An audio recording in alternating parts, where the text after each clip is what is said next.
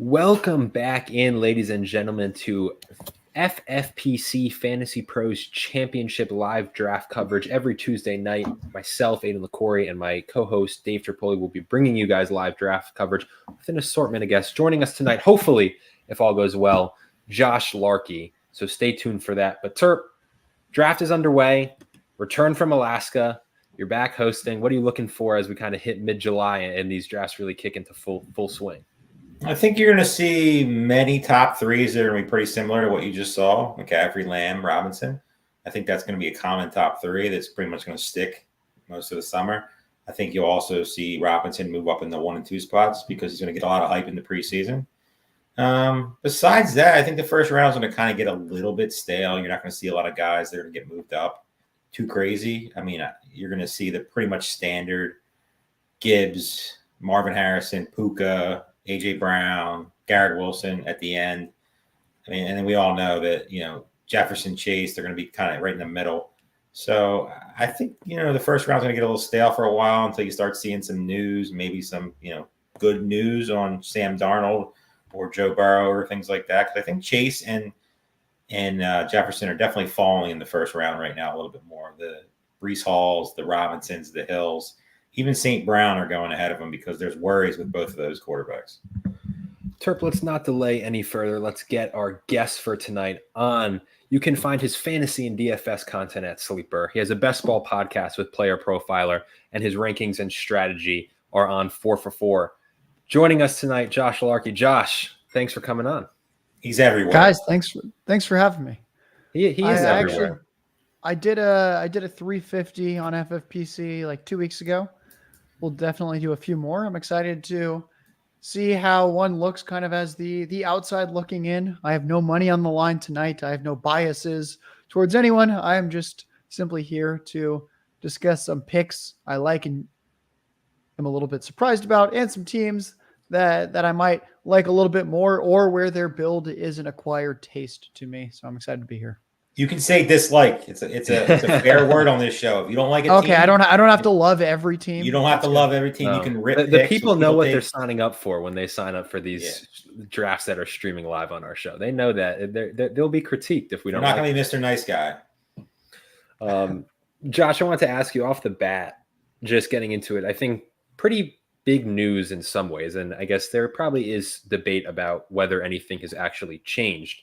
But, the first round usually goes about as planned. So I want to kind of talk about before he gets drafted is the Brandon Aiyuk is officially requested a trade from the 49ers. It felt kind of like it was inevitable if he didn't get the contract that at some point he would ask for the trade. He's been hinting at it for weeks. What do you make of the Aiyuk situation? And just in your opinion, do you think where week one does he take his first snap? What team? And then is there a situation you prefer him in over San Francisco? That's been kind of a question that's been popping up. People talk about DC. Terp, I saw you had a tweet about today. We'll get into it. But Josh, I want to ask you, what is just your kind of overall thoughts on Aiyuk and how it pertains to fantasy? Yeah, I don't think there's that many spots that are better for at least him in fantasy. And then him as an athlete, a competitor. I mean, how many teams do we project to be better than the 49ers? I think most likely he takes his first snap as a 49er. I think there's very few spots where he could go to that team and I'd go, you know what? I think he's going to do better in fantasy now. And I think he's going to do better in real life. In fact, I can't really think of a spot where he gets more targets and a better chance at winning a Super Bowl. It reminds me to a lesser extent of that Stephon Diggs situation where I was like, what an idiot. Stephon Diggs is pissed that he's the clear number one option with no target competition for the second best quarterback in the NFL, and he makes the playoffs every year and he gets 160 targets every year. Now, Aiyuk's not quite the same. He's not getting as many targets, and he wants that kind of initial payday, whereas Diggs, we'd already seen him with a big payday. So I can see potentially the pure financial motivation for Aiyuk, but I really just don't see where things get better for him. And I don't really know what his leverage is specifically. If he's like, well, I'm going to sit out, and the Niners are like, okay, well, that doesn't really count towards you hitting free agency or whatnot, anyway. So that's why I always struggle to see where the player's leverage fully is. It's kind of like The team's either going to pay him or they're not. We just saw T. Higgins capitulate. He's playing on the franchise tag. It's usually the player is just simply going to play for the team that he was on in the past. We've seen it before with the 49ers. Just a couple of years ago, Debo was threatening to hold out, demanded a trade. He wanted to, and then he got his new contract, like literally a couple of days later. So we'll see. It goes back to it's just, I don't think anything has changed in regards to the situation because this was kind of building up. I think this was baked into his ADP and what people were expecting. But Terp, let's say it does happen, and it would be surprising to many. He gets traded. You had a tweet that the best landing spot for fantasy is, and you can take it from there.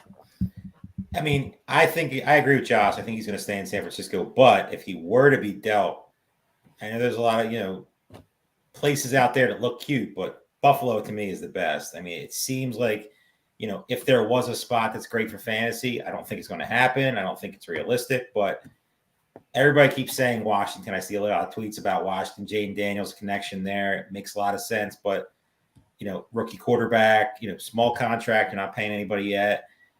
Terrible obviously team. They're friends. Terrible team. You don't know that much about Jaden Daniels. He's getting a ton of hype. He's getting the type over Caleb Williams right now. We've seen plenty of examples in the preseason when guys get all the hype, and Jaden Daniels, who I like this year, so I'm not, trashing the people who are on him, but he's still a rookie. He's still a rookie in a new offense with a new offensive coordinator with a totally new group of receivers. And yeah, you might add a guy he's familiar with, but is it a guaranteed success? No, it could be a disaster for fantasy with Terry, with him, pretty much wipes out Jahan Dotson, pretty much wipes out Luke McCaffrey. So to me, stay in San Francisco, but if there was a fit out there, it would be Buffalo.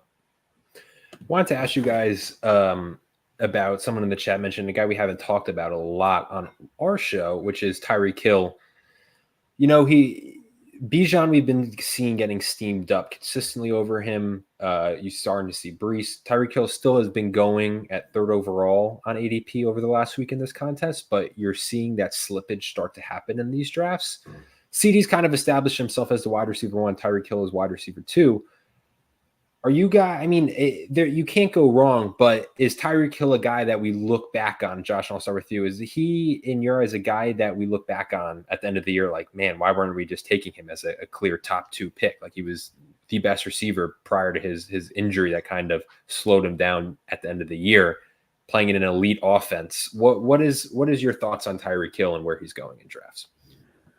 I think he's probably fine. I kind of go both ways. I could see where we look back and go, oh my God, he just did it again. Of course, he had 1,700 yards back-to-back seasons. So, and he looked really good outside of the low ankle sprain at the end of the year. Of course, he just did it again. But he's also really old. And when we look at these first-round receivers, Hill's like 5 years older than all of them pretty much. I mean, A.J. Brown is, I think, 3-4 years apart. But then everyone else, he's basically 5, 6, 7, maybe even 8 years older than everyone else. He did have that ankle sprain towards the end of the year. I think it kind of left a sore taste in people's mouths, but I think it also showed that he's human.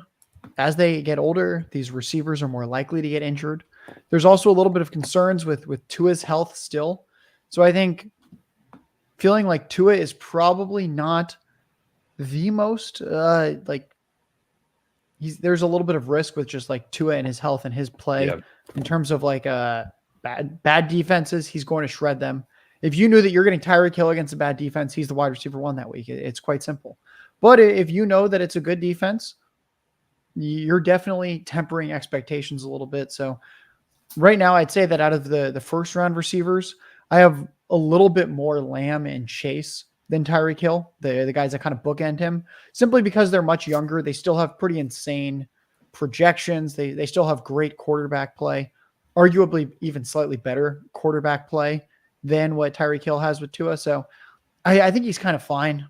If we knew that he was going to stay healthy, then sure, he looks like a good value at pick 5. But I think there's a lot of potential concerns with health, the age, and maybe declining at age. Now that he's about to turn. Is he about to turn? Did he just turn 30? I'm trying to remember. I kept referring to him on podcasts as about to turn 30, and that was like 2 or 3 months ago, and he might have hit it now. I know that he turns 30. He is 30 on March 1st, 1994. Yeah, so Got he's it. 30 now. So he is already 30. All right. Correct. So he'll be 30 and a half at the start of the season. So that's kind of why he's just a tough one for me. I could see him burning you. I mean, it's like Hill and Chase are kind of the two guys that we see every single year put up a 50 burger. And you're like, oh, I certainly hope I'm not playing against him that week. But overall, I usually will just, when I view two players as similar enough, I defer to youth. And in Hill's case, he's just being flanked by guys that are so much younger that I'm going to end up having just a little bit more of those younger players. You mentioned that you have a lot of chase, and we have heard kind of not mixed opinions. It's all relative when you're drafting someone in the first round. But we've had people on this show who are way higher on the names bookending Chase in this, like Amon-Ra St. Brown, obviously Tyreek, Justin Jefferson, AJ Brown, all over Jamar Chase. So we've had some people who have come on and comfortably have Jamar Chase as even their wide receiver 7 on their ranks. So I want to hear your thoughts as you have a lot of CD and Chase. I'm just wondering what's the reasoning for maybe Chase as that second most owned top receiver. Well, Jamar Chase, like I mentioned before, he and Tyreek Hill sort of have the highest 1 week upside. So we all know that matters. Anytime we're doing any type of tournament setting, every single week is important, especially at the end of the year. Knowing that your whole team could basically live and die by one player is obviously it's scary if you have Jamar Chase and he's terrible.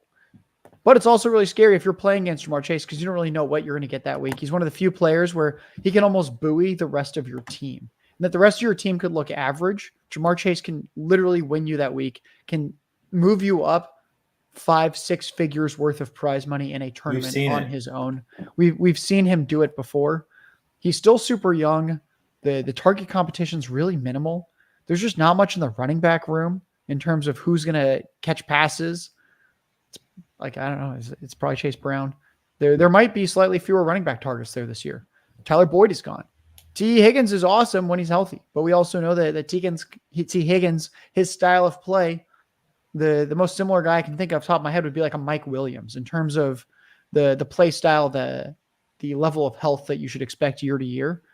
And if Burrow's ready to go and he's healthy, Jamar Chase, it's pretty hard to project him fewer than like 160, 170 targets over the course of the season. And what he started to do right before Burrow's injury last year was absolutely ridiculous.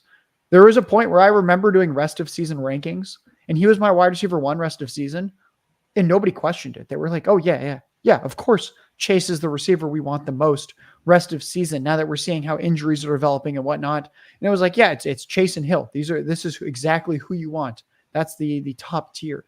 So I think with Jamar Chase, he's got the age on his side. He has the elite speed, the elite 1 week performances that he can give you.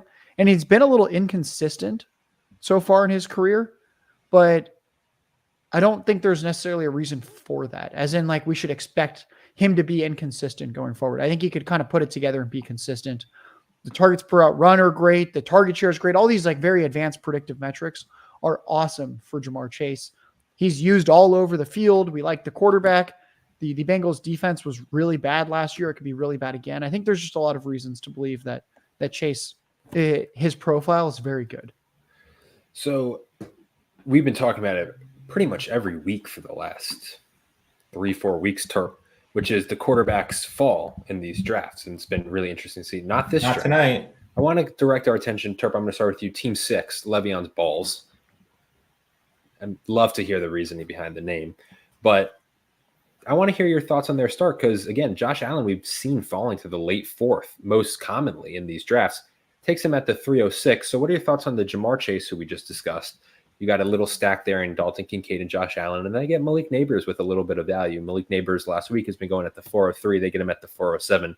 What are your thoughts on Team 6 start, Terp? I know the drafter. I know they're a pretty good volume player. So they have a plan going in and they're executing it. Do I agree with it? I don't know. Not really, because we've seen Josh Allen go. We saw him go in a draft a little bit ago in the late 4th. I mean, he's definitely fallen. Quarterbacks are falling in these drafts. This is a very big surprise, in my opinion, of the drafts we've done. That, quarterbacks are getting pushed up a little bit more. I see why with Mahomes and Allen, but stacking is obviously something in best ball that I do a lot. But in redraft, it's a little bit more tricky. I like doing it, but I feel like you can push a little bit more. Josh Allen's a guy that, we've seen go in the middle of the 4th round that I think he could have gambled with and got. I don't mind it. I don't hate it. I get what he's doing. Obviously, with Kincaid, he's investing a lot in. So to get, if he expects him to be the tight end 1, Josh Allen's a guy that you want to get right behind. And obviously, Malik Neighbors, no downside there, really. Where he's being drafted, it's a pure upside play. Giants, he's going to get a lot of targets, you would think. People are saying it could be an Odell Beckham type of situation. So overall, I don't mind it. I wouldn't do it, but this guy does a lot of drafts, so it's hard to really say something negative about it because he definitely came in with a plan and is pretty much executing it. Josh, I want to ask you about maybe quarterbacks this year because I've been really intrigued to get our guest's opinion. Mahomes, Hurts have usually been going in the 5th round, so we see what Josh Allen getting pushed up does. What are your thoughts on the quarterback class almost this year in fantasy football? And do you agree with kind of waiting on them? Because we've heard both sides is that you can get all these values late, you'll be fine. But then we've also heard Bradley Stalder came on our show last week, and he said that Josh Allen presents tremendous value going in this kind of late 3rd, early 4th round because Bradley, per his model, had Josh Allen doing just so much better than any other quarterback. So I just want to get your thoughts on maybe the quarterback situation this year for fantasy. Yeah, I'll give you a few quick thoughts. One, it's a little hard for me to push the button on Josh Allen this year because we just saw it last year with Patrick Mahomes. When you lose a lot of receiver talent at quarterback, that can be difficult. And yes, I think Josh Allen might need to run a little bit more, but I just don't know why having like a bottom 8 receiving core in the NFL is good for a quarterback. It's very hard for me to believe that Josh Allen's going to run that much more, that it's offsetting. Like when you look, I believe over the last 4 years, he's averaged like 34.5 passing touchdowns per season. That's insane. I don't think he's throwing 30 this year. I think he might even be hard pressed to throw 25. I think he's probably going to throw 22 to 24 passing touchdowns this year. He's going to have to run a lot. He's going to have to run a lot in. I think Jalen Hurts has a similar rushing projection with just a much better skill position group.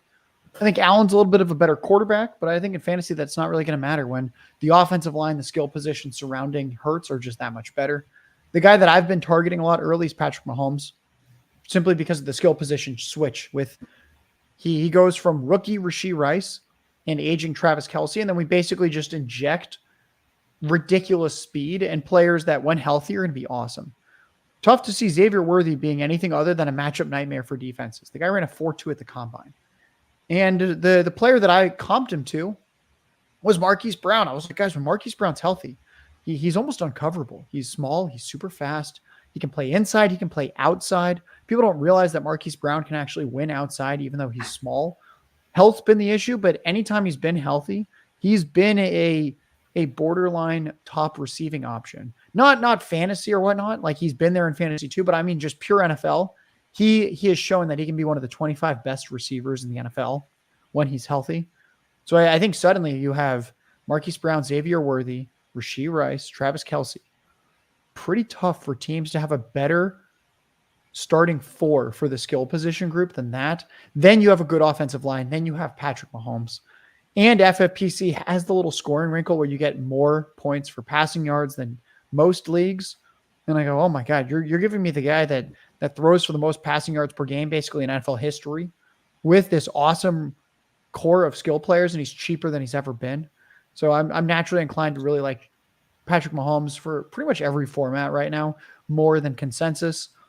As we move back a little bit, that's when I start to get a little bit less interested in the quarterbacks. I have a hard time seeing why Dak Prescott and Jordan Love are that much different than just taking a flyer on Jaden Daniels. So I think if you're in that range, they all start to look kind of similar to me. The one other guy that I really like, if you miss on Mahomes, would be Anthony Richardson. And I want to save him for the end because I think this is the most interesting thought experiment. If I told you Anthony Richardson played 15 or 16 or 17 games, I think we'd be taking him in the 3rd or 4th round. QB1. It's very weird. QB1. Like that's what's so strange to me is we saw him get injured 3 different times in parts of 4 games. Of course, we're going to be terrified. But again, it was parts of 4 games that he played in. The guy, when you look at his per game rate, like if you just take his snaps from last year and put him into like games worth, he basically played in 3 games overall, parts of 4 games, 3 total games.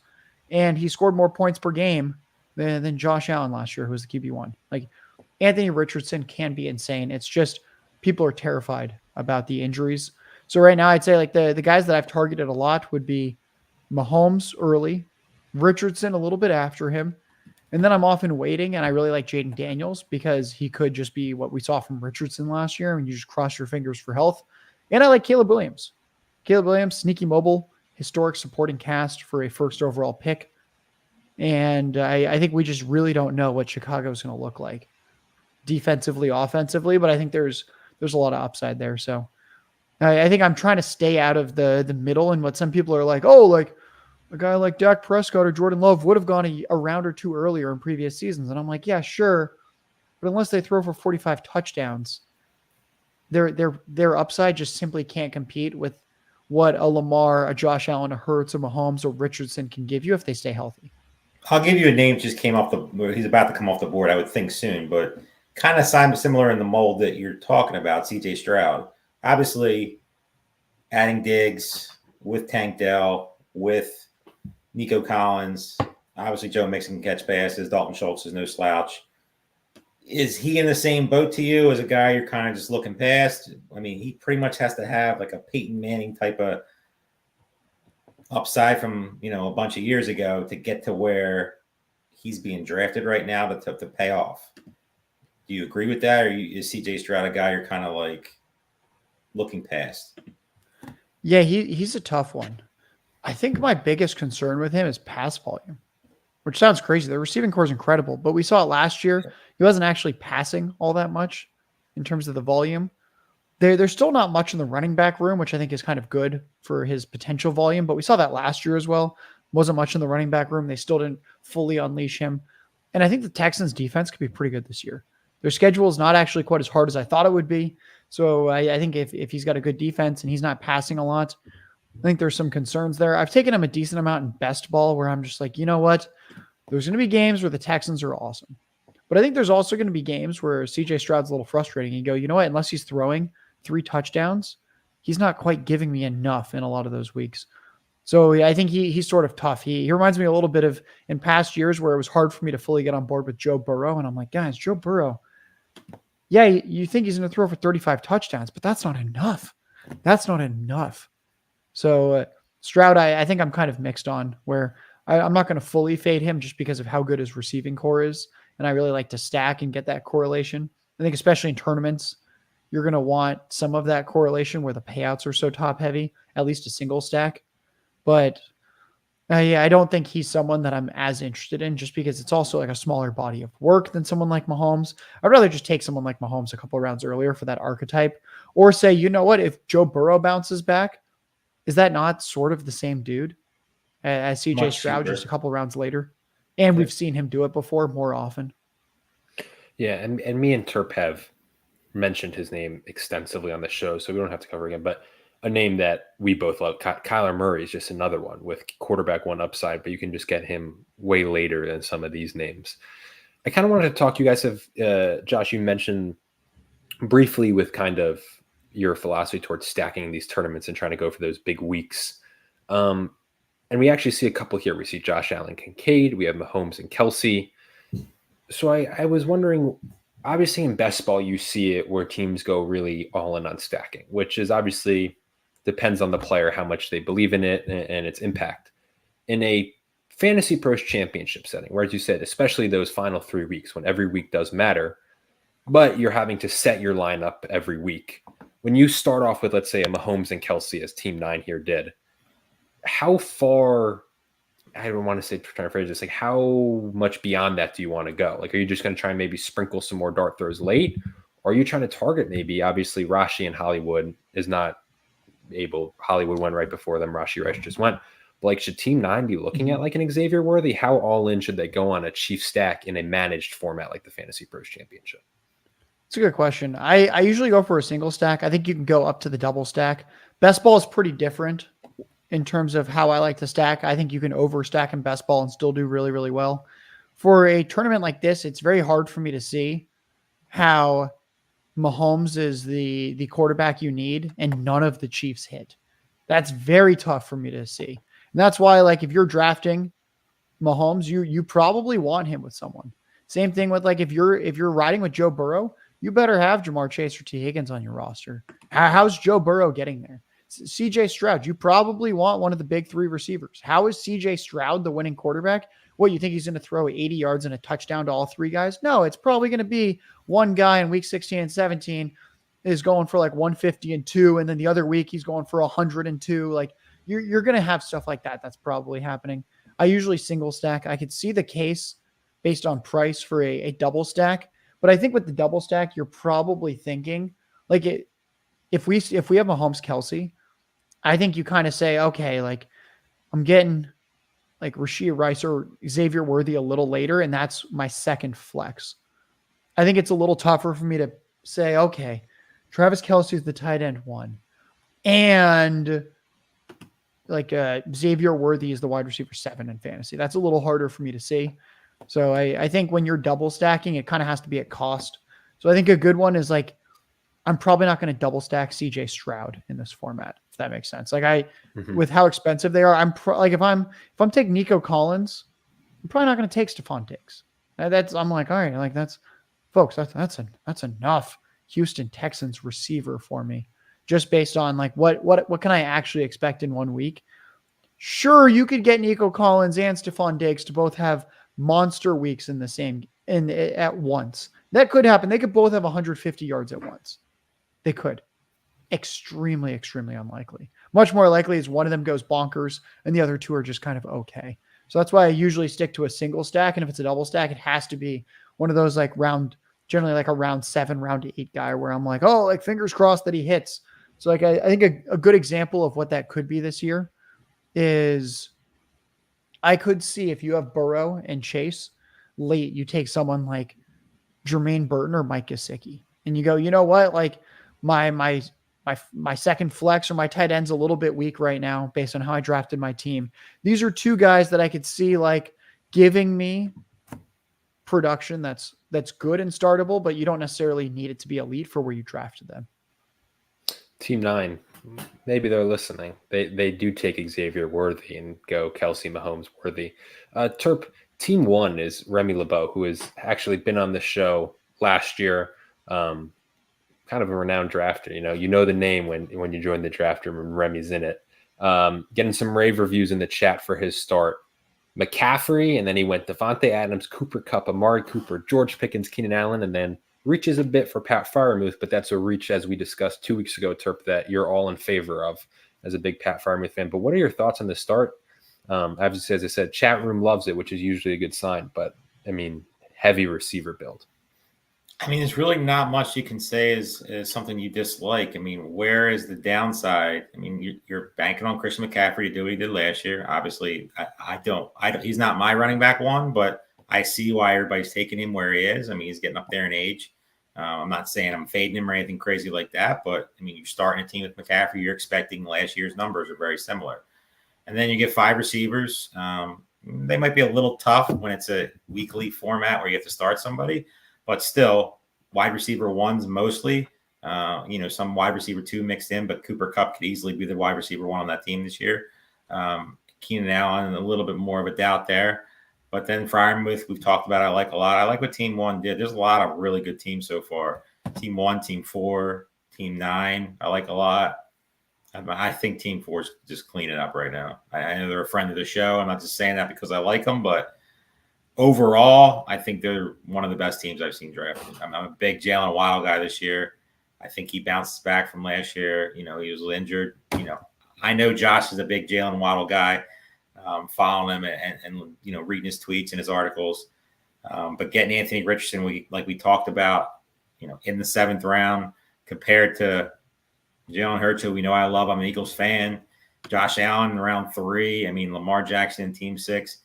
The only thing you're fearful of with Anthony Richardson is one thing and one thing only, and that's injury. If he plays 15, 16 games, like Josh said, it's really hard to not draw the picture that he's QB1 or QB2 at the very worst. So he's a guy you have to get some exposure to.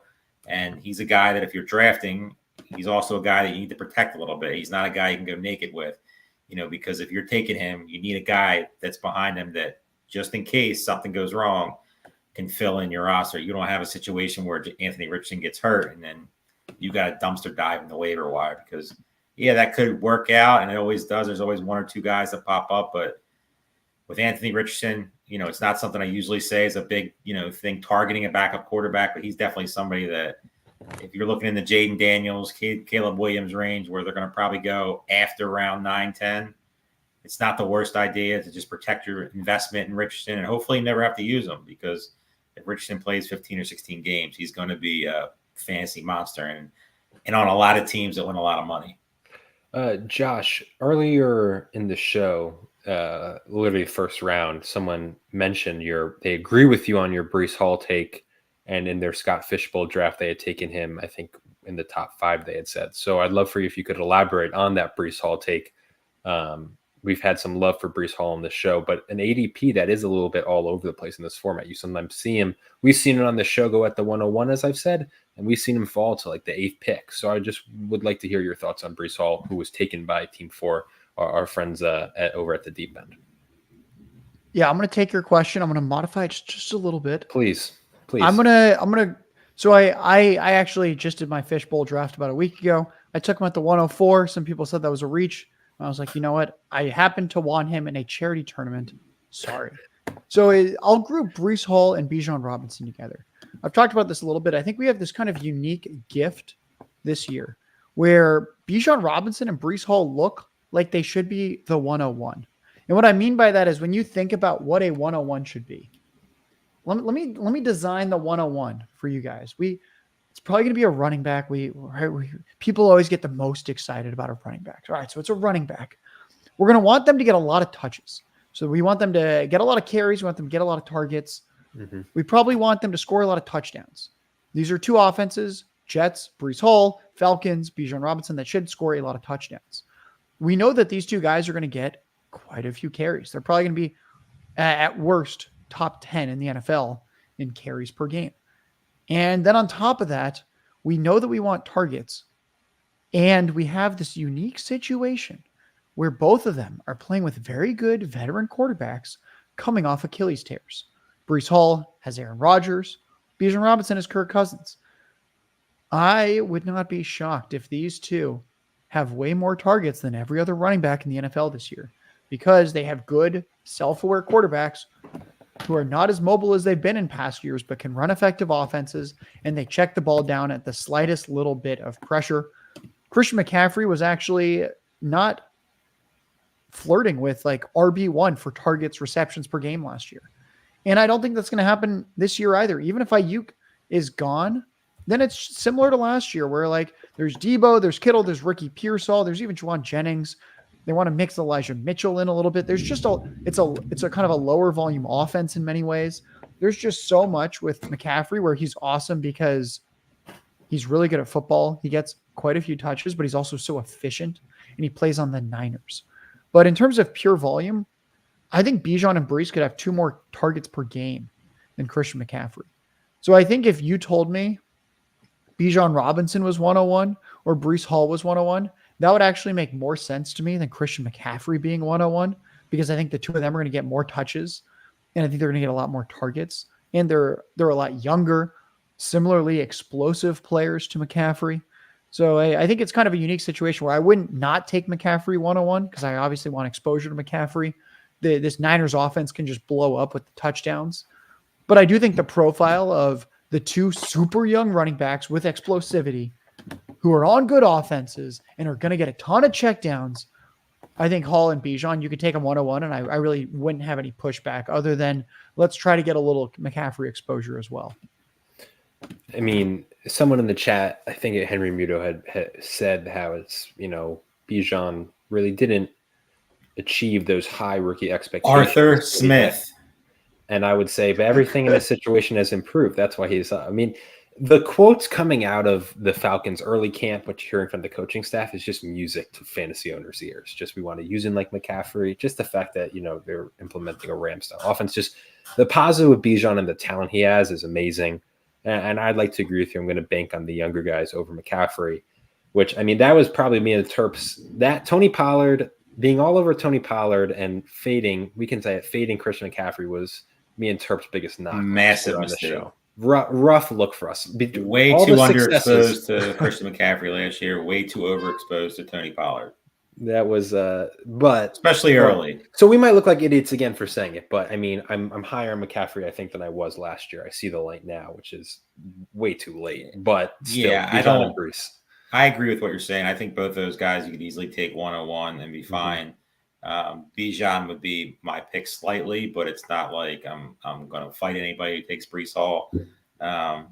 If you're doing, I always say, and I say on the show a lot, if you're doing one team, it's to me, if I'm drafting the top 5 as of right now, it's Bijan, CeeDee Lamb, Breece Hall, Christian McCaffrey, Tyreek Hill. And yeah, I know some people might not agree with some of the guys in there in the order they are, but they're pretty much going to be the top 5 when we draft in Vegas in September. I don't see a path. People are worried about Joe Burrow. That Chase gets up there. I could see it. Some guys maybe moving till maybe the 5th slot, but I honestly don't think he's going to get above because I think the drop off after Hall, Robinson, and McCaffrey is big at the running back position, especially when it comes to Taylor, Barkley, Gibbs, Kyron Williams, who we know I don't like, and Derrick Henry. Nothing wrong with them. I like them in certain spots. I'll have exposure to most of them, but I feel like those 3 are just so much higher than everybody else right now. To get one of them, you just pretty much free up the rest of your draft to just stack receivers, stack tight ends, get an elite quarterback if you want. It gives you a lot more options, and you're kind of chasing at the position a little bit because, there's a lot of guys we like, and the A-Chains of the world, the Pacheco's of the world, the ETNs of the world, all 3 guys I like a lot. But there's also some pitfalls in the guys like Rachaad White, even Joe Mixon. James Cook, Kenneth Walker, Josh Jacobs, they all come with issues behind them. And also, players behind them, except maybe Mixon, that could steal touches and make where they're being drafted a little overvalued. When you get those top 3 guys, there's really no questions. They're the guy. I mean, people could say Tyler Algier, Elijah Mitchell, but we saw how arrogant Kyle Shanahan is. They keep saying they want to take touches away from Christian McCaffrey, but they didn't show that last year. And if they're in more competitive games, if defenses gets a little bit worse, Rams are better, Arizona's better. They're looking at a lot more teams that could be more competitive games, and competitive games mean Christian McCaffrey's on the field. So any one of those 3 running backs or CeeDee Lamb, I'm fine taking it to 101 and we'll be happy about. Josh, I wanted to ask you. You mentioned earlier in the show kind of Caleb Williams, you're a fan of his, and he's entering one of the best situations that a rookie number 1 overall quarterback has ever gone into. And usually that's in relation to the receiving core. Obviously, DJ Moore had an amazing year last year. They added Keenan Allen, who's been one of the most productive receivers, and they drafted one of the most talented receivers in the draft in Rome Odunze. They also signed DeAndre Swift for a running back, a relatively bigger contract, which surprised some people. I mean, Swift is not talked about in the fantasy discussion right now, comparatively to the other 4 names I just said. But I wanted to hear your thoughts. He goes at the 7-10 today to team 10. What are your thoughts on DeAndre Swift? Had some really talented plays with the Eagles last year. Started off great for the Eagles, and like the Eagles, sputtered down the stretch. Thanks for the reminder. No problem. Dude, what just is, again, he's in that running back dead zone. Does DeAndre Swift inspire some confidence as contributing to what could be a really exciting Bears offense, or is he the next Miles Sanders, is what some people are calling him? I prefer to target them through the pass attack. I'd say I'm overexposed to a lot of the Bears players. And the way that I always describe it is I'm drafting the Bears receivers as if one of them gets injured. Because on paper, the 3 of them project horribly. It's very, very difficult to project Keenan Allen, DJ Moore, and Rome Odunze to all be really good at once. It's probably not going to happen. But if one of them gets injured, I think 2 of them can really pop. From the run game perspective, Swift's a tough one. I'm around the field with him. Okay. I think the situation's great. Khalil Herbert and Roschon Johnson. I don't think we should be too afraid of. These are the guys that are going to steal those high value touches just to begin with. That's Khalil Herbert, that it's Roschon Johnson. I love the DeAndre Swift contract. It's huge. On paper, it looks like Tony Pollard's. When you dive in, he got like 30 or 40% more in guaranteed money than Tony Pollard did. They were very heavily invested in him. And I like that DeAndre Swift's a bad runner. I like that for fantasy football. I think he's probably getting a decent amount of goal line carries. That's just what these top running backs often get. Mm-hmm. And it's not like Herbert or Roschon is such an obvious goal line vulture. But I like that Swift's probably not going to get too many like between the 20s runs up the middle. You really want to get him in space. I think you give him that contract because you know that Swift is one of the best running backs in the NFL in space and in the receiving game, and that's it. And I really like that for fantasy football. I think we could see a very, very fun role, kind of like a Jahmyr Gibbs type role from last year. Not that he's going to be as good as Gibbs was down the stretch last year, but that idea of you can have like 12 carries a game and still be pretty awesome in fantasy because of the big playability and getting just enough work in the passing game. I want to go back to Team 4 just quickly because they took Brees. We've talked about them a lot this show, but they took Brees, then they went Mark Andrews and then hammered receiver, and then took Anthony Richardson. Now they're kind of not catch up, but they're taking their shots at running back. Love Blake Corum. I've discussed that. Jalen Wright, another high upside play. I want to talk a bit about, and Josh, I'm going to ask you first because I have heard Terp's thoughts. Javonte Williams.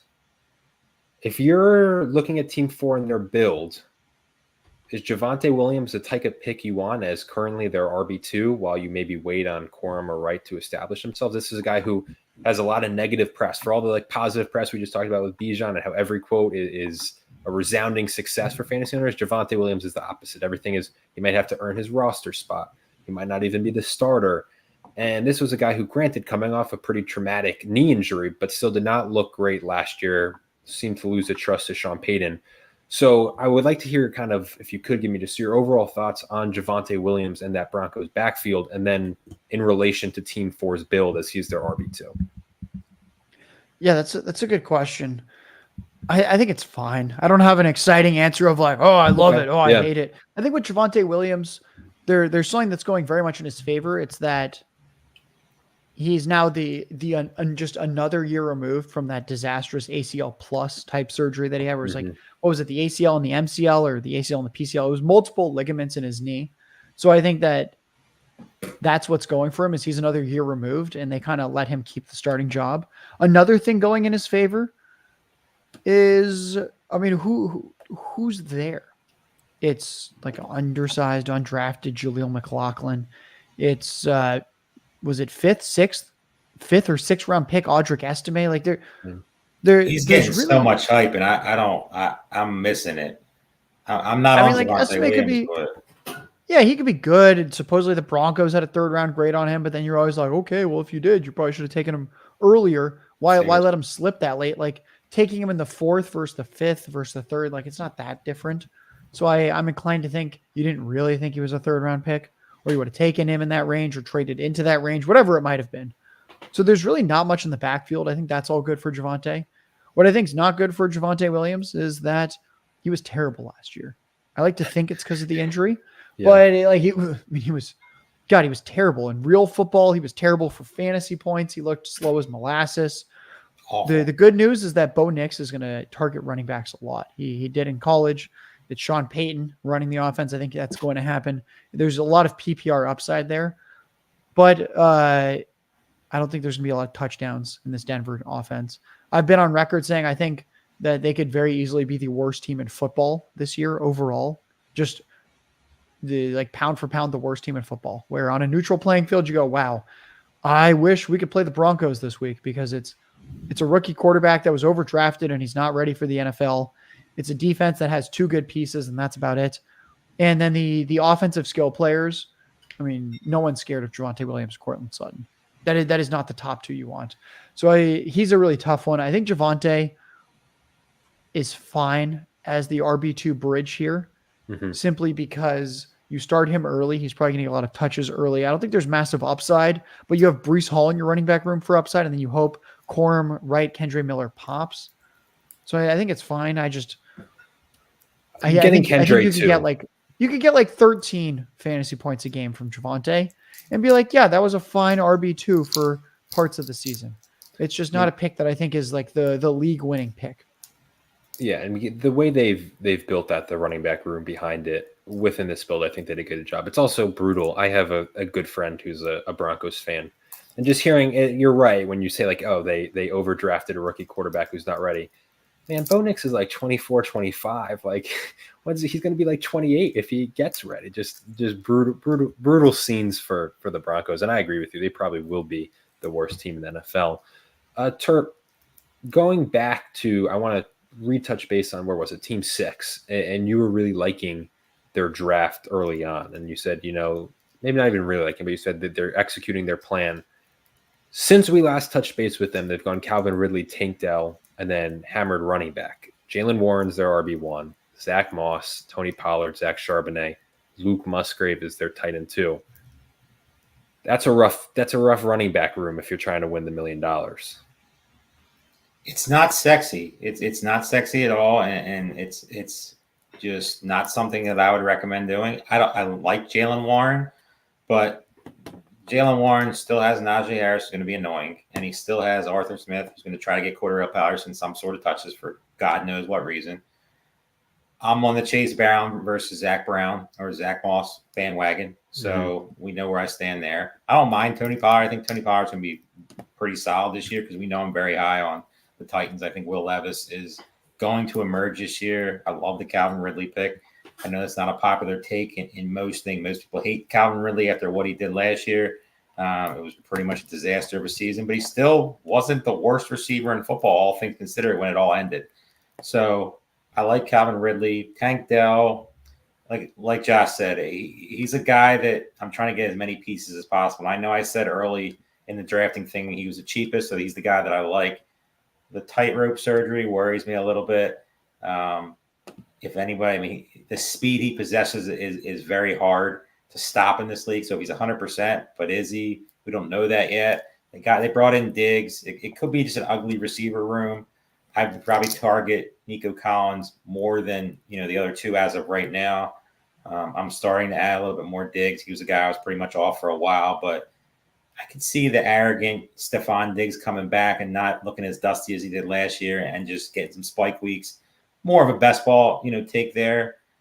But besides that, Charbonnet, we don't know. It's a new offensive coordinator. Everybody thinks it's going to be Kenneth Walker. It's probably going to be Kenneth Walker, but there's also no guarantee it's going to be Kenneth Walker. He's the better running back, in my opinion, but is he that much better than Charbonnet? I don't know. There was some positive Charbonnet press just on fantasy Twitter the last week that I saw. I don't know if you guys saw the same. Just a lot of there's definitely been some more positive press is. on it, which you always like to see, especially with a handcuff type of 10th round running back. So you want to take your shots on these guys. None of these guys are really going to hurt you. There's guys obviously we like more than others, but the Musgrave pick, I probably would have taken another receiver or just added another running back. I know this is not a best ball draft, so you got to start these guys, but this team will struggle because you got to pick two of these running backs every week. And if it's me, it's Warren and Pollard, but that's not consistent when you're looking at some of these other teams who are putting powerhouses at the position. And the receiver room is good, but it's not that much better than everybody else to where they will be, leaps and bounds above these leagues. So I think it's a good team, but the running back room is going to be that Josh Allen pick just continues to haunt this team a little bit because so many players they could have taken there that would have made this team look so much better, and then gotten an Anthony Richardson, gotten a Burrow, Murray, CJ Stroud, Jaden Daniels, still not drafted Caleb Williams if you go that route. So is it a team that I think is a top 3 team in this league? No, but it's also not a terrible team. Josh, we just mentioned kind of an unknown in fantasy this year that could have a big impact because there are 2 talented running backs, and granted in some ways they could cancel out, but new coaching staff in Seattle. Who knows how Zach Charbonnet and Kenneth Walker are going to be used? What is your outlook on that backfield? I'm actually not super excited about it. The Seahawks are probably going to have one of the NFL's worst offensive lines. There's a lot of talent in the receiver room. I just struggle to see how everyone hits on that team. So I've actually been kind of below the field on Seahawks in general for the most part this year. Interesting. Geno Smith has always struggled under pressure. 2 years ago, the offensive line was actually kind of good. That's why he also, in some ways, did kind of well. The offensive line regresses last year. Sure enough, Geno Smith regresses as well. And I'm just not super excited about what looks like kind of a mediocre offense. Yet there's just so many pieces that everyone's drafting. I have a hard time seeing how Metcalf pays off his early round ADP and then Jackson Smith and Jigba breaks out and Lockett's not actually quite dead. He's actually sort of still semi-relevant. And then we have 2 running backs, both with second round draft capital, where they're each good at different things. So like Kenneth Walker's the better early down guy. Charbonnet's the better pass down guy. But the problem is neither is going to be that efficient, I don't think, with this offensive line. And then I just don't think that Geno is the right distributor right now. So I like that there's a lot of shakeups going on with like the potential offensive system, since I think what happened last year clearly didn't work. But overall, I found that I just don't have very many Seahawks on my team this year. I think there's just a lot of other similarly expensive by ADP teams where I go, yeah, that looks on offense like just a much better, much higher scoring team. Let me just take these players instead. So I think just in general, it's a little bit of a pricey, like 18th best offense in football. Does the addition of Ryan Grubb, over Shane Waldron, like possibly change that, especially with the receivers? I mean, they have talent at the position.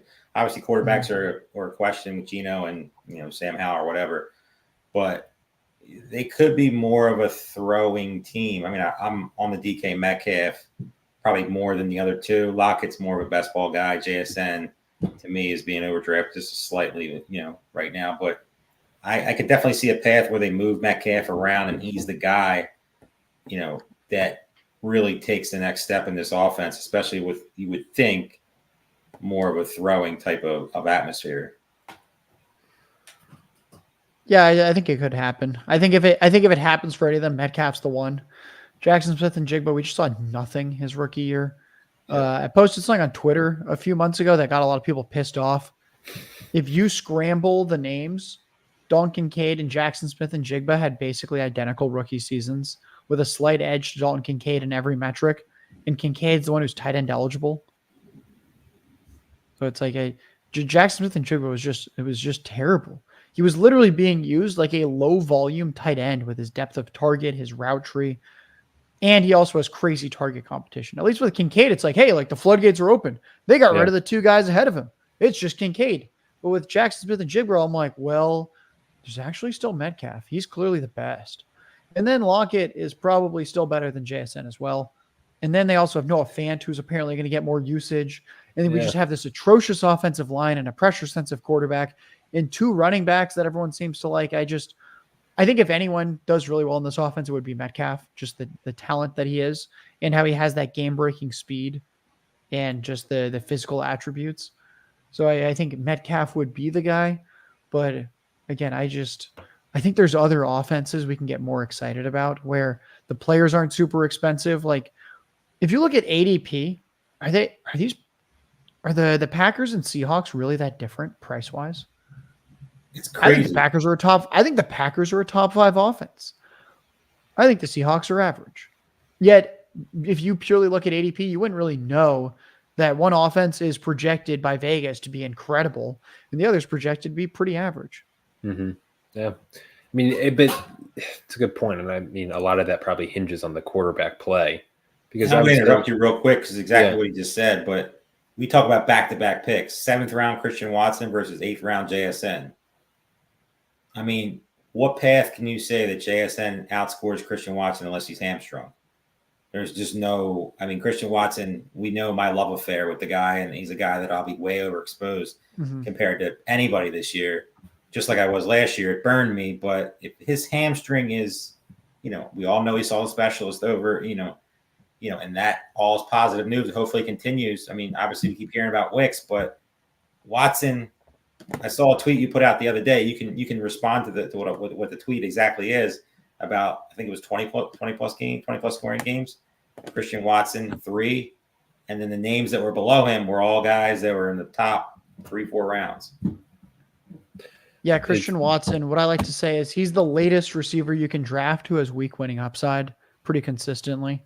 We saw him to have that tear with Aaron Rodgers a couple seasons ago where he's pretty much winning you your week for like 3-4 straight weeks. You can get the guy in the 7th round. He was a 4th round pick last year, and we didn't even know if Jordan Love was good. But we were like, hey, we can't miss on Christian Watson. We can't miss on that type of upside. And now we know that Jordan Love is really, really good. So I think Watson right now looks like a value where he's like Richardson. If Christian Watson stays healthy, it's very, very, very difficult to not see him blowing his ADP out of the water. Easily. He's a league winner where he's getting drafted. I think he's going to move up. If he's healthy, I think he'll eventually move up as we get later. And that's fine because, we're pretty deep in the drafts right now, so we're getting good exposure on him. But, I mean, there's not many guys, like you said, that you can put that tag next to him where you could say he's a league winner. Obviously, the hamstring is the number one question, just like Anthony Richardson, injuries, number one question. If you say they both play 15 games, you're looking at a QB1 and a receiver who at next year's draft could easily be a 1-2 turn guy. It might be a little rich, but is it? If Jordan Love continues in the next step, if the Packers continue to improve, if Wicks, isn't, the hero that everybody says he is, or, Romeo Dobbs or Jaden Reed falls back a little bit and Watson's the guy, I mean, he is a league winner if healthy. The only thing I'll push back on that you said, Serp, is that you think he'll rise. I actually think he'll probably remain pretty steady in that 7th. That's not even him. It's just when you have 4 names that are being talked about, obviously we said on the show Dobbs isn't much, but Wicks, Reed have understandable hype behind them in different parts of like fantasy Twitter and analysts and write-ups. When you have that many names competing, it's hard to push one guy up because I think everyone's kind of in their own camp. But I agree with what you both said. Is Christian Watson, we talked about it. It's like Christian Watson last year coming at the 3-4 turn, and you're getting the guy with maybe the same concerns, but now we kind of know that he does have a quarterback. We knew he was kind of had the injury concerns going into last year. We just kind of chose to ignore them collectively when drafting him. And now you're getting him at a very reasonable price.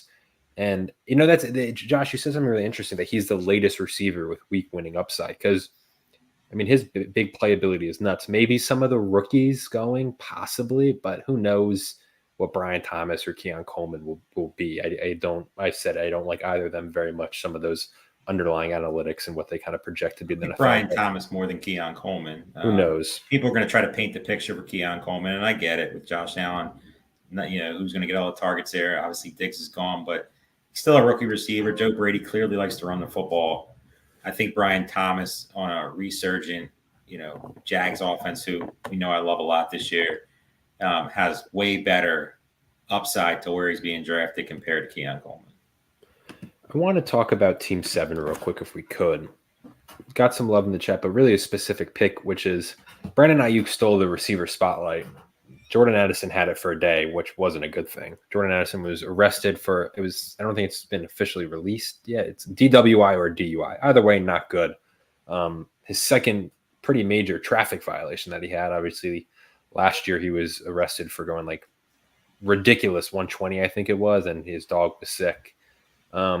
There's some reports. It's great, even better. I know it was a lot faster than that. I think it was like 140 or something. It was a ridiculous number that made my eyes pop out. And then you hear like, oh, it's a dog, and if that's true, you're like, everyone I think is like, all right, I'll give him a pass for that. Trying to save his dog, but this one not good.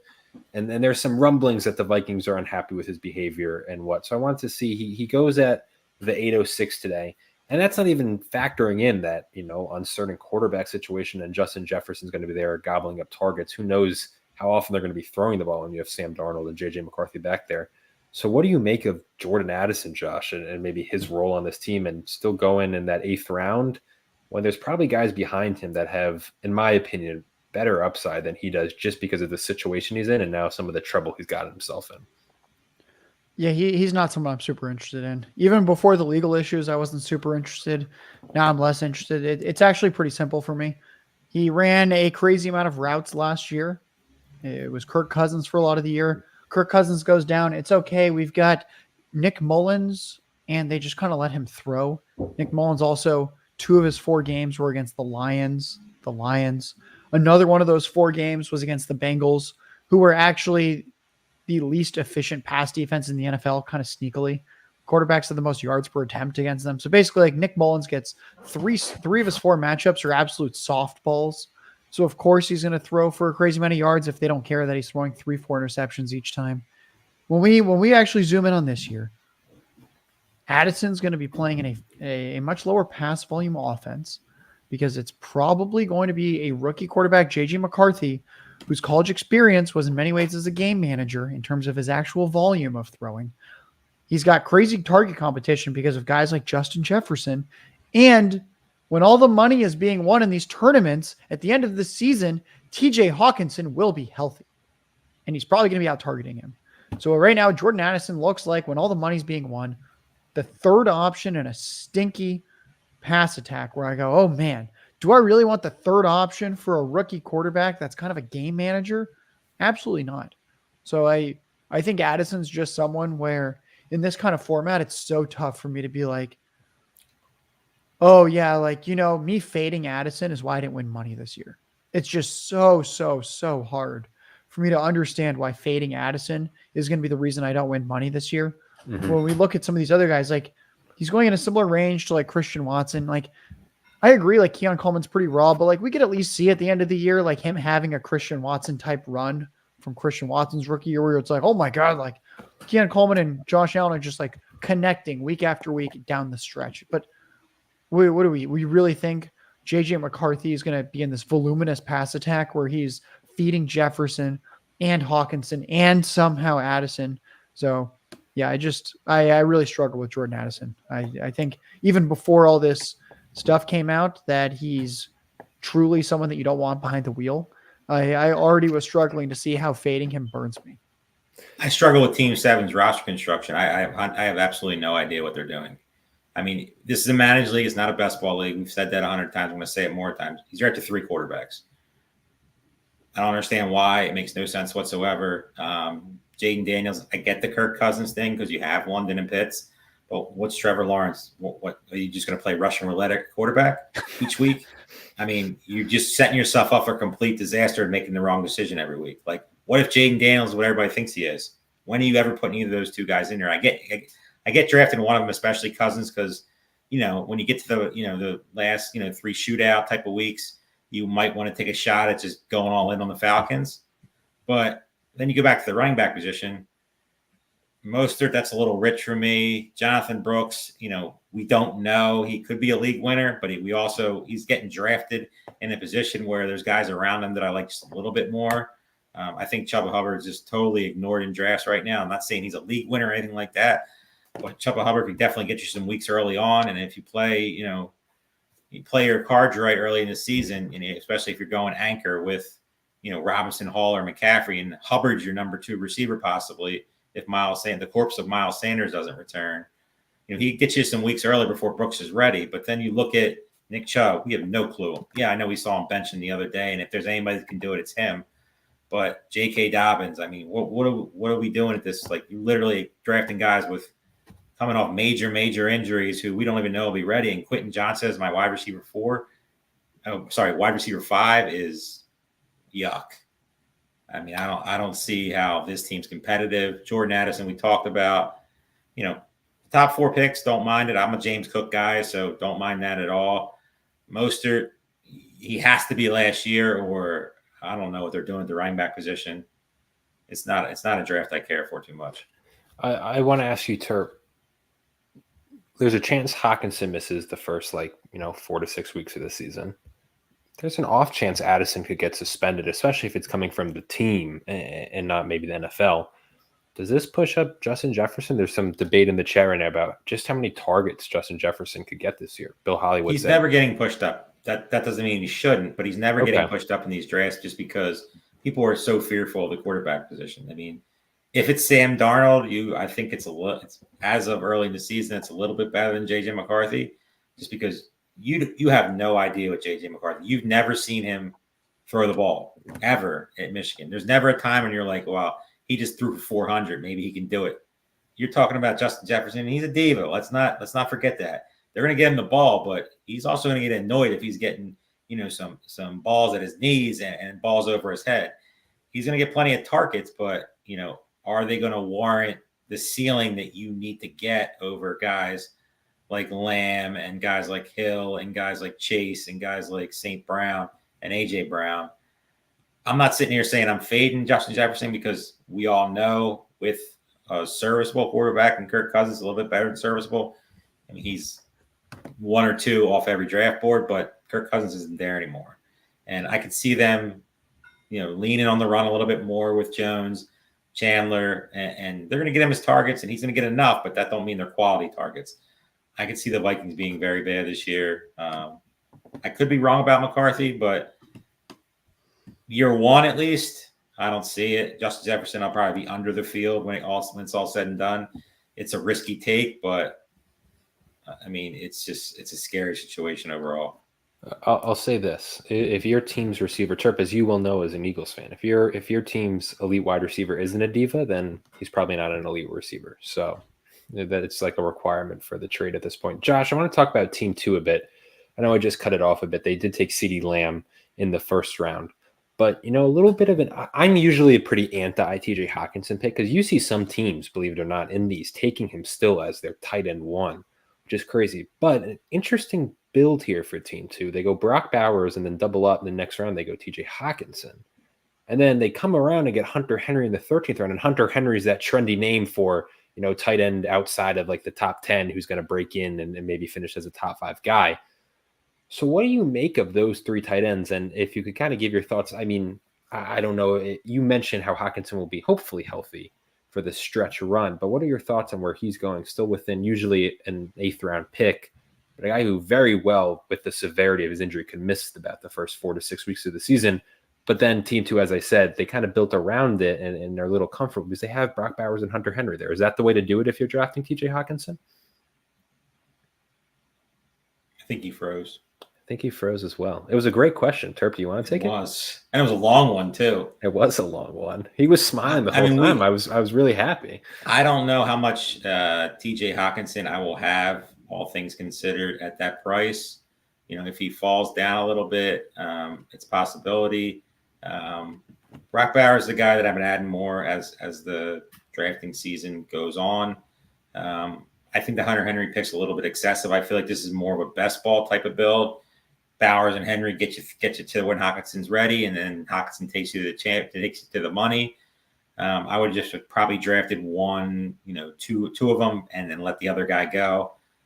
So it's not something I'm going to trash or say it's a bad selection, because Hawkinson's obviously a massive risk with the injury. But I think there's a lot of unsettling at this tight end room. I think that early on, Hunter Henry could be the guy that he's using, but that sounds crazy with Brock Bowers, being all the hype surrounding him. Yeah. But I think Henry might be the safest, pick early until Bowers, gets a little, familiar with the offense in for the Raiders, and then obviously Hawkinson comes back from his injury.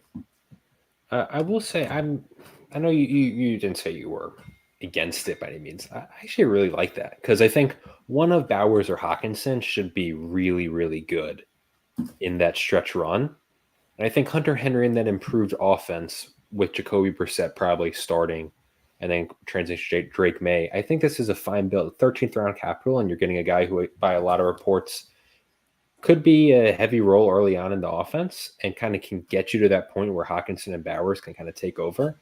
I'm a fan of this because I was also, for the most part, a fan of this Team 2's build. I know I have it cut off. I like the Henry and A-Chain start. I'm a little iffy on Joe Mixon. There's a lot of good builds so far, in this draft. I mean, we've talked about a bunch of the teams. Team 4's continued to do very well. They're taking a lot of high upside guys, later that make a lot of sense for the build. Obviously, getting Downs to go with Richardson. Tua is the perfect guy that, if you're building somebody with Richardson, you're not overexposing yourself too much to the position to where, you're taking somebody too early. But guys like Tua, guys like even Justin Herbert, Aaron Rodgers, Stafford, guys like that, they're all guys that if you're drafting Richardson, you got to get one of those guys, because it's just we all love his upside and we all love the QB1, bright lights. But if he gets injured, you don't want to be dead at the quarterback position because you're also going to be competing against some of these other powerhouses that, will have guys healthy. Turb, let's turn our attention to. I lost where I was going to go.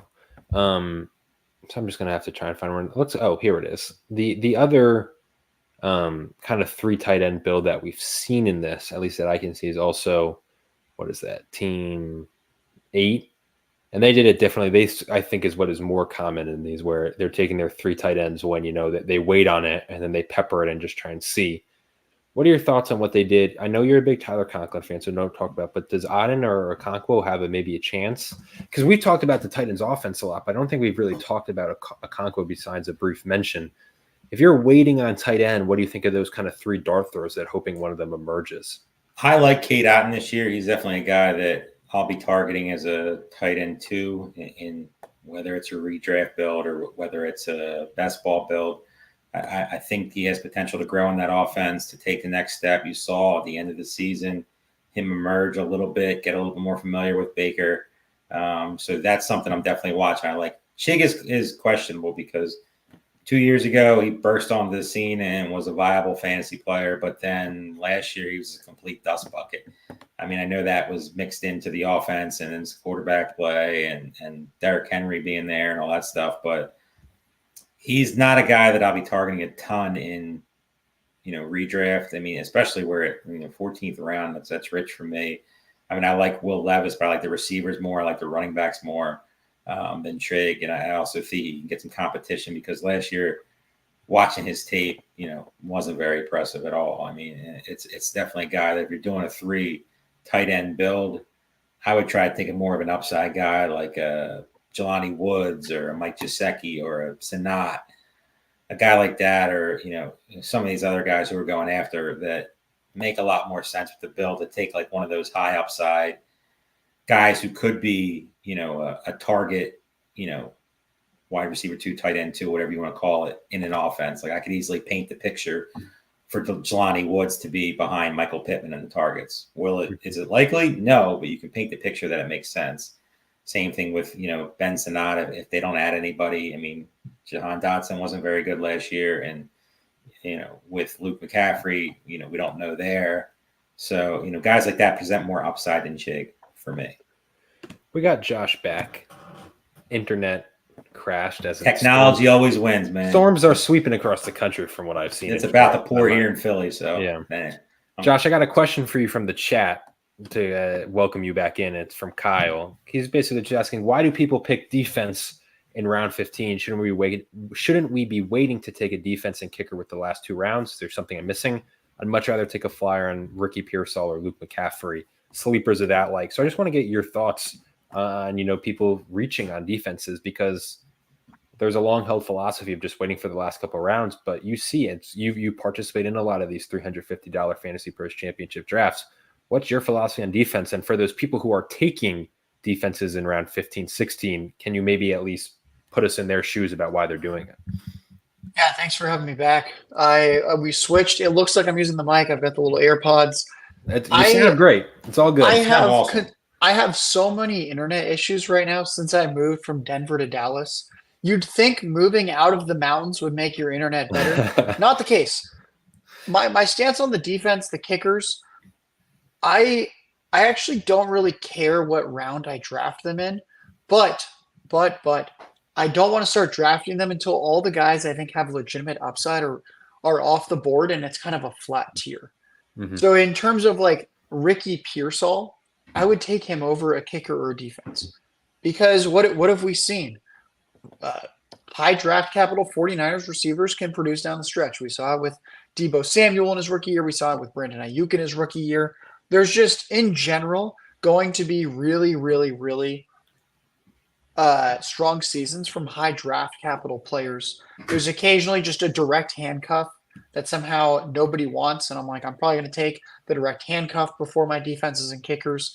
But once we get to like the speculative, this is maybe like the third back in a sort of a committee, or this is a third round rookie receiver, where the hit rate is abysmal, then it's like, sure, let's just lock in. Oh, you like Justin Tucker? Great. Take your Justin Tucker. Oh, you see the Jets defense, the Niners defense, you can take that. So I'm basically waiting until I think the players left need at least two things to go right for them to be fantasy relevant. So a handcuff running back, the starter goes down, I put them in. I want those obvious handcuffs ahead of kicker defense. Someone like Ricky Pearsall, where I'm like, oh, he's really talented. If Debo or Aiyuk gets hurt, I can see myself just immediately starting him. And there's kind of multiple outs. Once we get a little bit farther down and I'm like, we need this injury. And we might also need this to happen. Then I'm like, okay, let me just lock in a kicker or defense that I think that I have a strong feeling about.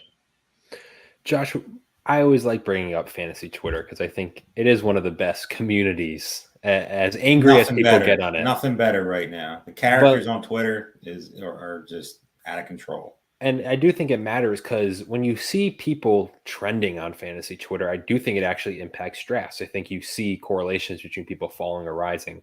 But surprisingly, one of the names I've been seeing popping up a lot is Trey Sermon. And he's one of the best late values in terms of those handcuffs because Jonathan Taylor has not really shown the ability to be healthy. And there's maybe not much competition if he goes down behind Trey Sermon. And I know it's a little bit of a funny question to ask about a guy who went at the 19.5, but do you have any thoughts on Trey Sermon and maybe the upside that Colts backfield could present if he goes down and Trey Sermon's value here late in rounds for trying to win $1 million in the FantasyPros Championship? I mean, when was the last time we saw Trey Sermon get a real NFL workload? That'd be my the hype, the preseason hype. That'd be my first question. When was the last time we actually saw that happen? I can't remember. Maybe week 1 he's the RB2. I could see him being as low as RB4. I could see him being cut by season's end. So that's someone where I think there's just too much that seems to have to go right. Okay. A guy that goes in a similar range. I mean, why not bet on I think I tweeted about him last night, Will Shipley of the Eagles. We haven't seen coaching staffs hate him year after year after year. He's on an offense we probably like a little bit more, the Eagles, as opposed to the Colts. He's just a better all-around player. He's more of a pass catcher as well. So I think with Sermon, it seems to me like a lot has to go right. You need Taylor to get hurt. You need Sermon to be the RB1, but not in a committee. Because if he's in it just like a committee back, then I really don't know why you're starting him, especially in a PPR format like the FFPC. So I don't really get it with Trey Sermon right now. I hear the hype. Show me when this guy consistently was getting touches game after game after game and scoring fantasy points. And obviously, hype is all relative when you're going as an 18th, 19th round pick. But there's been a lot of discussion, strangely enough, about his upside. And to answer your question, the only NFL memory I have of Trey Sermon, Terp, you might have been at the game, was when he got flipped into the air, knocked out, and fumbled on his first NFL carry, I believe, with the Eagles, or something like that, or his first carry with the Eagles. I think I might have been there. Or no, it wasn't with the Eagles. It was against the Eagles. I think it was on the Niners. It wasn't against them, yeah. It was his first NFL carry. I haven't missed a home opener in a really long time, so I probably was there. Yeah, so that was that's my only memory of Trey Sermon. Just kind of on that topic of guys in these last couple of rounds, complete dart throws. Josh, is there any? And you mentioned Will Shipley and you tweeted. Is there any receiver that kind of fits that bill for you of a guy who you really like, who's consistently going like genuinely last 2 rounds of FFPC drafts who you like? I would have said Demarcus Robinson. He's starting to get steamed up a little bit. He was a borderline fantasy wide receiver 1 the final 5 fantasy games of last year. It was like, what was it, week 13, 14, 15, 16, 17. I think if you look at those final 5 weeks, the last of the regular season and the playoffs for fantasy, he was averaging like 14 fantasy points a game or like 15, like something like kind of ridiculous. I think he's got 2 injury outs with Puka Nacua and Cooper Kupp, where we love the quarterback in Stafford. We know that they're always going to be scoring a lot of fantasy points through the air. So now that he's getting more expensive, I don't really have a strong conviction guy. That was kind of the strong conviction guy that I had. I think in terms of guy where I could see it happening, maybe it's Odell Beckham, where something happens to Tyreek Hill or Jalen Waddle. We like this Dolphins offense. We saw him have a few big games last year, but at this point, there's really not much that receiver-wise. I'm generally looking at just grabbing running back dart throws and getting my kicker and defense in these final couple rounds. My last question, probably for you, and I'm just kind of intrigued because you kind of like these running back dart throws. And Braylon Allen, in theory, from what we've seen at training camp and heard, is they're really impressed with him at the Jets, and he's going all the way in the 14th. I know Brees had the ACL injury, but seemed pretty durable last year. Coming off an ACL injury is only stronger. Basically, is your thoughts on, again, 14th round, so it's all relative, but to me, and I just want to see if you feel the same, is Braylon Allen being drafted a little bit too high? Because I don't know if he has the same upside outside of an injury. I think some of these other, handcuff running backs, there could be maybe a role presented beyond just an injury to the starter. So I'm just intrigued to your thoughts on Braylon Allen, because he obviously has gotten a ton of preseason hype, and I think that's contributing to his ADP steaming up, and whether that's worth it or kind of a wasted pick in the 14th round. Just want to get your thoughts on that. I mean, this might come back to bite me. I don't understand Braylon Allen. We are looking at a plodding running back behind a pretty mediocre offensive line in a PPR format. I don't know what we're doing. I think if we really want a guy who needs an injury to happen to be fantasy relevant, probably, though there's a slight chance he actually could just earn it on merit in a better offense with a better offensive line overall, projection-wise, should take Dameon Pierce a few rounds later. Pierce only has to surpass Mixon, whereas we know there's zero chance Braylon Allen surpassing Breece Hall if he stays healthy. And I think the Texans' offense is better than the Jets. So I just think there's a lot of guys that profile better than Braylon Allen. I'm still not even sure, is he better than Israel Abanikanda? I don't know. They're kind of similar plodding running backs, only Israel Abanikanda is a little bit faster. So I really, really struggle with the Braylon Allen one. Maybe that'll come back to bite me. Great age-adjusted production at Wisconsin, which is where Jonathan Taylor happened to go to college. At the end of the day, the guy's he looks like Gus Edwards. And do you want to know when Gus Edwards has been fantasy relevant? I don't know, like barely, when he's the 1A in a good offensive line committee situation with the mobile Lamar Jackson helping his efficiency. So like Braylon Allen's like Gus Edwards in a terrible situation. I don't see what the fantasy upside is. Josh, sincerely appreciate you hopping on. Bunch of great insight. Please tell the viewers where we can find all of your work, because I know there's many places and you're active on many different platforms. So please let us know where we can find all your work. Guys, first, thanks for having me on. This was very fun. Apologies, folks, for the internet issues. Apologies. No, I'll take it up with the AT&T overlords tomorrow. Yeah, good luck with that. You can find me on Twitter at JLarkyTweets, and my work will very, very soon be featured at 4 for 4. I'm going to have a 12-part strategy series coming out very, very soon for them. Those are all going to be free, non-paywalled articles for 4 for 4.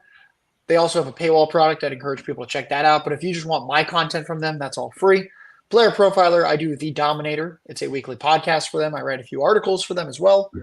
And then Sleeper, I've got a lot of really, really exciting stuff. That's where I spend most of my time each week in terms of what I do football-wise. They have a lot of very exciting stuff on the way. And while I think everyone knows that Kurt Benkert at this point, former Packers quarterback, is kind of their main video content creator, I'm kind of their first written content creator. So like clearly huge step down from like former NFL player to like this guy right here. So like apologies to Sleeper, but they've got a lot of cool stuff. A newsletter product is coming out very, very soon that I'm going to be headlining on the written side. So there's a lot going on with Sleeper trying to become more of a content company along with hosting free fantasy leagues. So just check out Larky Tweets to stay up to date with all of that. Perfect, Josh. Again, thank you for having us on. Follow him at JLarkyTweets, and we look forward to, I'm sure you'll pop on the show at some point again. So we appreciate it, sir, and good luck and happy drafting. Terp, that's going to do it for us. We won't be here for the next couple weeks with good reason. Pros versus Joes is taking place over the next 2 weeks. 6 drafts. It's going to be a busy schedule coming up here soon. 6 drafts involving, what is it? I'm trying to do the math now. It's late at night. 36 live. I think it's 42 total because there's a slow draft, but 36 pros will be drafting against 36 Joes live on the FFPC YouTube. So we will still be going live. It won't be our weekly Fantasy Pros Championship coverage. It will instead be Pros v Joes. We'll be getting joined by a ton of different people drafting live, both on the Joes and the Pro side. Eric Balkman, Farrell Elliott will be on there. So we got a really exciting next 2 weeks with that. So look out for that. I'm sure there will be tweets coming later in the week. If you haven't already seen them from Fantasy Mojo, who's in those leagues, who's drafting when, who will be coming on live that night. So again, subscribe if you haven't already to the channel, because Pros v Joes is one of the best contests of the year. It's just, and it's one of the best places to come and hear insight, because we have a multitude of people hopping on, explaining their strategy and their thoughts. So we'll be back, I think, I want to say one of the first weeks of August with Fantasy Pros Championship coverage. I'm sure there will be more main event coverage in the docket. Follow us on Twitter to see more updates on that. It will be coming, and then we'll probably have another best ball tournament draft or 2 or 3 or 4 best ball tournament drafts coming down the pipeline. So a lot to look forward to. Fantasy Pros Championship, $1 million on the line at myffpc.com. There's a weekday giveaway going on yet again, because the people keep asking for it and we keep on delivering it. If you draft now through Thursday night, you'll be entered to win one of 3 free teams in the contest. So really go get your drafts in. Drafts are really starting to pick up. All drafts are filling now. Main event, best ball tournament, Superflex best ball tournament at myffpc.com. Terp, I'll see you during Pros v Joes coverage. To listeners and everyone in the chat, thank you for watching us. Thank you for participating, and happy drafting, guys. See you guys.